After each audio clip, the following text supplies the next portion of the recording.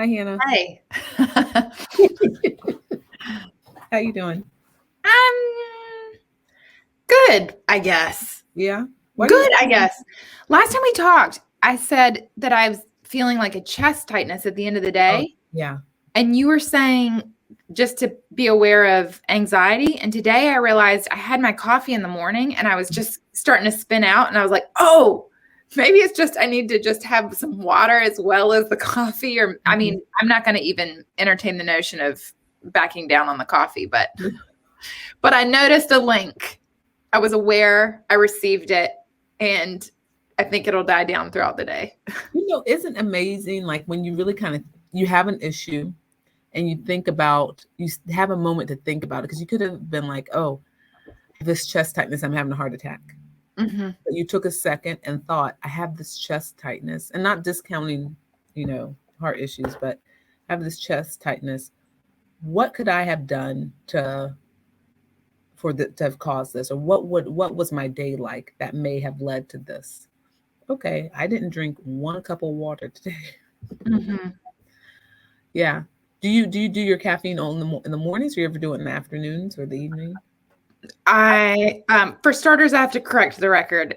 I like this version where you think that I take time for myself to do that, but I told you, do I have COVID? I've got chest tightness. And you were like, steady. I think it could be your anxiety. All women go into labor in the evening after they've been doing all this stuff during the day. That's when it catches up with you and you start to feel it in your body. And as I'm making dinner, I'm slowly my migraine sets in. I feel my shoulders creep up. I feel chest tightness, and I think I've got COVID suddenly. But I do a cup of coffee in the morning, and then if I need something more, I sometimes do a cup of tea in the afternoon. Okay, yeah, that's green tea. No, I wish. It's black tea, but just to try and kind of like not have as sharp of a uptick. What do you do? I do a small cup at 8 ounces in the morning. Mm-hmm. I can't do an afternoon or an evening, or I will be anxious. Mm-hmm. So I do, if I want something more, I do green tea. Because green tea, the caffeine is pretty good in that. I mean, Yeah. And it also has all these nice antioxidants. Mm-hmm. Mm-hmm. You know, That's a good idea. I've really got good some for green metabolism.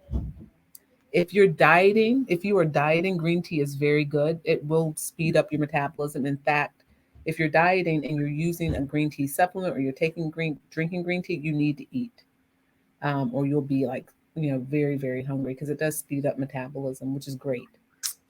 Okay, that's good to know. I thought you said, speaking of capitalism, speed up your metabolism. Yeah, okay. There used to be a really nice green tea. Well, I mean, I guess it's still there. I just stopped getting the disposable bottles all the time. But I need to kind of work it into my flow of a thing that I've got in the house that I can just run out with. That's a good idea, green tea. Yeah. I drink, I drink really any type of green tea, but I have a green tea that has it's green tea leaves and then also matcha tea. Mm-hmm. More of a powdery form. Mm-hmm. Mm-hmm. If you're a tea purist, which I'm not, so those who are listening that are maybe cringing, but there is the tea bags versus tea leaves. Mm-hmm. One is better. I'm convenience, so I'm just gonna get a bag. I'm non-judgmental about it, but I took a class. Near us is the Botanical Gardens, and they had a class on teas, and so they showed like what you can grow in your own yard to make different combinations of teas that do different things. It ended up kind of like fingering off into tinctures a little bit too, but it was really good and gave me a whole different appreciation. I didn't know that if you're having tea that's herbal, the water shouldn't be boiling, or else you lose all the oil. You burn all the oils that were, whatever essence that would be beneficial. I'm no tea expert. I do drink this. We're not sponsored yet, but Kirkland brand kombucha is where it's at for me. I try and do one of those a day.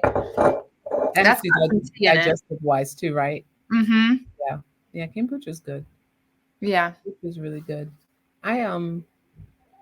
I think, whatever you're drinking and whatever it is, tea, coffee, kombucha, beet juice, whatever, you got to make sure you're still getting your water in. Yeah. That's that's just important for everything. Mm-hmm. I just told my kids about it. I just brought it up in the morning, 75% of your body is water. And so that means we should drink 8 cups a day to kind of keep things moving. And now it's, I have real accountability partners. Yeah. Is how I'll put it. Because first thing in the morning, they're like, what do you think? Is this 1 cup or 2 cups? I love how kids will keep you accountable. They'll remind you what you said. Like, tangentially, I'm doing laundry now from changing sheets from an accident last night. Downsides to hydration. So if you're just tuning in and you're wondering why we're just talking, well, we just decided we just want to talk, because oftentimes we will have conversations preparing for our lives, and the conversations are really, really in depth and really good. And so, I think there's we're so busy as just people these days.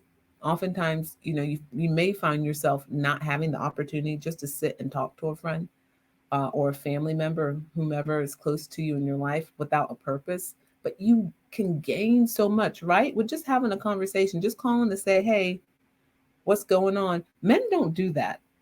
No. When I talk to my husband on the phone, if he's out of town or something and he's calling to check in on me, once he's finished checking in, he's ready. Okay. Well, I'll talk to you later. Y'all doing okay? Yeah, okay. Well, you don't want to converse? There's like a lot happening, Have you seen the SNL sketch about this though?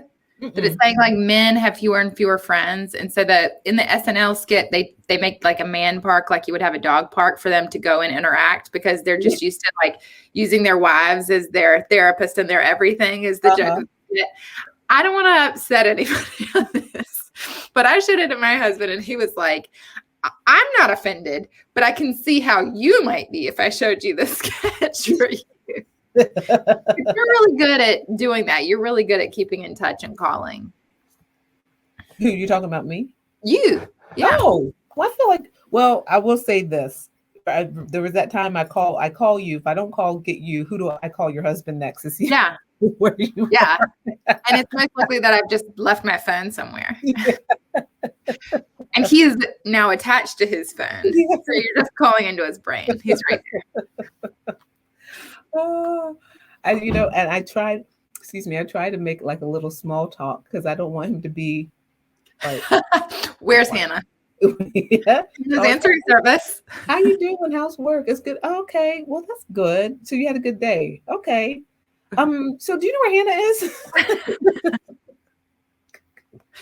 But he will call. He does the same thing, because I just I've tried to not have my phone on me all the time. And so then he'll call, and if I don't pick up, he assumes worst case scenario. So he calls everyone in my family to alert them that I'm missing. It's a bit dramatic. He should just do what I do for family. I have everyone on Find My Friends on Apple. So don't pick up. I'll know exactly where you are anyway. I might just show up. Just pull up next to you. Yeah. It tells you how to get there too. You can put it in your maps, wherever you are. I have my parents like that. I have my husband. I have my sisters. I have my brother. It's really to make sure everyone is safe. So I do understand. That's what a spy would say. That. So were you saying something was grinding your gears? Something was on your mind? Yeah. And I don't know. I mean, I think we talk a lot about, being mindful and taking care of yourself and all. And I just had a birthday. I'm 40 now. And I have no problem with the number. I'm very happy about that. And I think that's great. And I got happy birthdays from friends, but I don't feel like my family remembered that this is a big birthday for me. I really I was hoping to get a surprise or a big celebration. And I think something is in the works now, but you know what? We got a couple weeks past that date. And so feel like something's in the works because I did not show that I was happy about not being celebrated. But Uh, I often, I personally don't have a problem with letting those around me know that I want to be celebrated. mhm. I've not in the past, but as I've gotten older, and there's other things and other people that need attention, I've kind of pulled away from that. Mhm. Everyone in my home growing up, and even as an adult, a young adult, knew my birthday was a mini holiday that everyone should celebrate. It was not just my birthday; it It was should come printed on the calendars. yes. And so you have to come correct. But Mhm. this birthday didn't happen like that, and I just thought, oh, what's Mm. going on? So So I'm what still kind of fuming, honestly, about that. what's your love language to give and what's your love language to receive? Do you know the five love languages? Yes. So my love language to give, to receive is gifts. That I Mhm. know. Okay. I love receiving gifts. My love language to give um, is acts of service Mhm. um, and gifts too, kind of combined. So those are two. What are the other three? Okay, acts of service, words of affirmation, Yeah. touch, gifts. What's the fifth one? Here, I'll Google it. Love languages. I think it's important to know your love language, and also important to know the love language of your partner. Uh, But the nuance of, okay, gifts, quality time, physical mhm. touch, words of affirmation, acts of service, Okay. quality time. That's what we're missing. Ha! Ironic.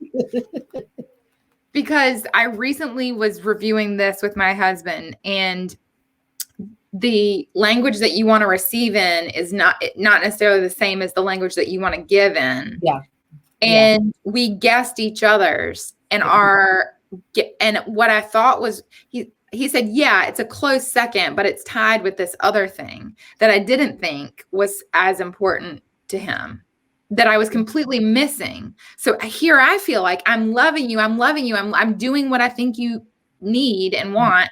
And he's like, why don't you see me? I don't feel seen. And I'm like, are you kidding me? I cannot see you more than I'm seeing you right now.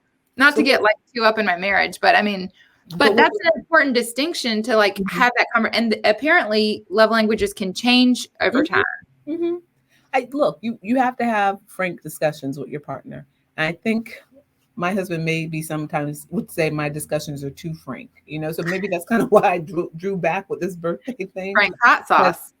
yeah, because he has told me that in the past. Sometimes when you deliver the message, it kind of hurts. And oh, okay, I'm not trying to be hurtful. I'm just trying to let you know so that you don't do it again or you get better at whatever you're doing. Yeah. But I think, yeah, you're right. They can change. I don't think I will ever change from gifts. I think I will Mhm. always be a part of my love language. But Mhm. how what you want and then what you give can change. But you got to know your partner's love language too, and not keep on giving them. So I, again, applaud your husband. Don't tell him I said that out loud. But you got to know your partner's gift love language and give them that love language, even if you want to give them one of the others. You got to give them that one that they will receive well, so that they feel seen. Because I know I what my don't know, it's husband is. frustrating to feel like you already are giving so much, but Yeah, it's not what they want, so it doesn't matter. yeah, yeah. So what does he receive? I thought it was touch, and that is a part of it. And Hmm. for me, I feel like I get touched all day by my children. My touch quota is so beyond exceeded that I don't want to be touched. By the time I'm seeing him, I'm like usually good. So I thought that was the big thing, but he really wants like more words of affirmation. And he gives me Oh, words of affirmation all the time. And I am like, yeah, but you don't mean it. yeah. Because I'm looking for quality time, you know? Okay, yeah, But I'm good at giving gifts. I need quality time. He needs words of affirmation plus some touch. yeah. Who doesn't, you know? But Yeah, but I was missing it. He was giving me so much words of affirmation, and I was like, I don't need that. Yeah. I need to see the action. So do you feel like now having that conversation is going to help? Yeah, big time. Like Mm-hmm. immediately. I mean, this was through therapy. This wasn't like us being geniuses or anything. This just recently happened in a couples therapy session. Mm-hmm. So, but I was kind of surprised at how much it helped. Yeah. Like immediately. Yeah. Feel like it just feels like so easy to be like, okay, now we're speaking the same language. We don't feel like we're screaming at each other. You're not doing this for me, or You know what I wanted to say also with that? Mm. Like learning that you aren't giving your partner what they need or what they want. I think there's a level of then resentment that you may feel or anger because you put in all that work, Mm-hmm. or also a level of you feel like they're ungrateful because you've been doing stuff. But Mm-hmm. it would be hard to let it go, but you actually should just let it go and move on and do what they need you to do. Because the same thing, you would want that in reverse, right? Right. From them to say, okay, sorry, let's kind of redirect. That comes with, I guess, some emotional intelligence. It's good to have a third party and be Mm-hmm. able to do that in a counseling session, because then, you can kind of let it go maybe a little easier than if you're on one-on-one conversation. But you want to redirect and start getting into that better direction as a couple. Mm-hmm. We I know my husband's love language is acts of service, to give. Mm-hmm. Mine too. Yeah, but again, I kind of think of it. That's kind of your job. You're supposed to be doing that. That's a given. Thanks for fixing my car, but You know, it's funny that you say that, because I was just thinking before we started talking that I drove by this van one time, and I stopped the car and I turned around and went back and took a picture of the van because it said husbands on call. yeah. And it's like you can just call. And I was just thinking how many things are sitting around the house that would be so nice just to be like, can you please go do this, this, and this here? I don't know, like, who's the person who can do this, blow the leaves off the roof, who can also go and fix this fence or whatever. The honey-do list. Yeah, Yeah. a honey-do list company. Yeah. Now, I haven't tried this company. I don't know if they're any good, but I was just reminding myself of that company this morning. I was thinking, I don't think you have a problem with that. I think he's pretty diligent at doing that kind of stuff, but time is just precious. The time that we have is precious. Yeah. So my husband's love language to receive, I would probably say, is quality time. Mm-hmm. He wants to receive that. Mm-hmm. I try to give it. I try. Yeah. Thank you for being my friend. Hey, I got you, babe. I celebrate you. I'm so happy to know you, and thank you guys for being here. Thanks.